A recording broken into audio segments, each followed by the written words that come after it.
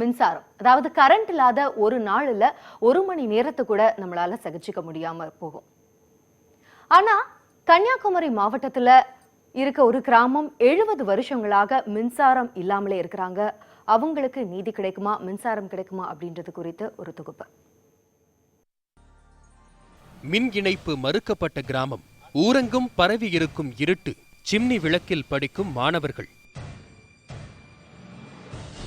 மேற்கு தொடர்ச்சி மலையையொட்டி கன்னியாகுமரி மாவட்டத்தில் அமைந்திருக்கும் வலிய ஏலா கிராமத்தின் நிலைதான் இது. இந்த ஊரில் 200க்கும் மேற்பட்ட குடும்பத்தினர் வசிக்கின்றனர். 50 ஆண்டுகளுக்கு முன்பு குடிசைகளாக இருந்த வலிய ஏலா தற்போது கான்கிரீட் ஓட்டு வீடுகளுக்கு மாறியிருந்தாலும் மின் இணைப்பு இல்லாததால் அரசு வழங்கிய விலையில்லா பொருட்களான டிவி, மிக்சி, கிரைண்டர் போன்றவை வீடுகளின் பரன்களில் கிடக்கின்றன. மண்ணெண்ணெய் விளக்கு, மெழுகுவர்த்தி, எமர்ஜென்சி விளக்குகளை வைத்து படிக்கும் நிலைக்கு மாணவர்கள் தள்ளப்பட்டுள்ளனர்.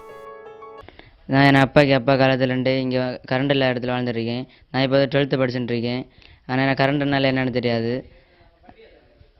ஏன்னா படித்ததுக்கு ஒரு வசதி இல்லை, எமர்ஜென்சி அந்த மாதிரி எடுத்துகிட்டு வச்சு தான் படிக்கிறது. வலிய ஏலாவில் வீடுகள் கட்டப்பட்டு இருப்பது வனத்துறைக்கு சொந்தமான இடம் என கூறி வனத்துறை அதிகாரி ஒருவர் 20 ஆண்டுகளுக்கு முன்பு வழக்கு தொடர்ந்துள்ளார். அந்த வழக்கு உயர்நீதிமன்றத்தில் நிலுவையில் உள்ளதால் வலிய ஏலாவில் மின் இணைப்பு தர வனத்துறை அனுமதி மறுக்கிறது.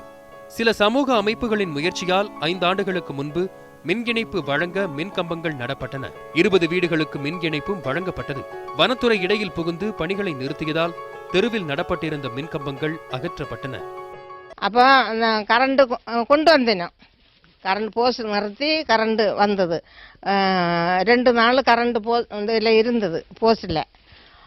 வீட்டுகளுக்கு தாரதுக்கு முன்ன 3ஆவது நாள் எல்லாம் வெட்டி அறுத்து அங்கே தள்ளிச்சு.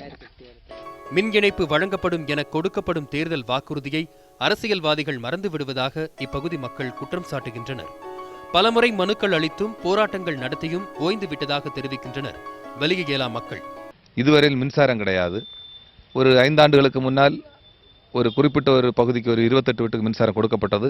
பக்கத்தில் இருக்கின்ற குடும்பங்களுக்கு மின்சாரம் கொடுப்பதற்காக போஸ்ட் நடப்பட்டது. ஆனால் ஃபாரஸ்ட் டிபார்ட்மெண்ட்டுடைய தடங்கலின் காரணமாக மின்சாரம் கொடுக்கப்படவில்லை. மின் இணைப்பு வழங்குவதில் உள்ள சிக்கல் பற்றி மாவட்ட மின்துறை அதிகாரிகளிடம் கேட்டபோது வனத்துறை அதிகாரிகளிடம் கேட்குமாறு கைவிரிக்கின்றனர். வனத்துறை அதிகாரிகளிடம் கேட்டால் நீதிமன்றத்தில் வழக்கு நிலுவையில் இருப்பதாக கூறுகின்றனர். எது எப்படியோ மின்துறை மற்றும் வனத்துறையின் அலட்சிய போக்கால் ஒளியின்றி தவிக்கிறது வலிய ஏலா.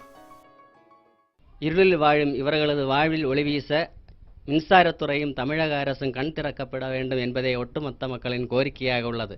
கன்னியாகுமரி மாவட்டம் வலிய ஏலா கிராமத்திலிருந்து சஜயகுமார், நியூஸ் 18 தமிழ்நாடு.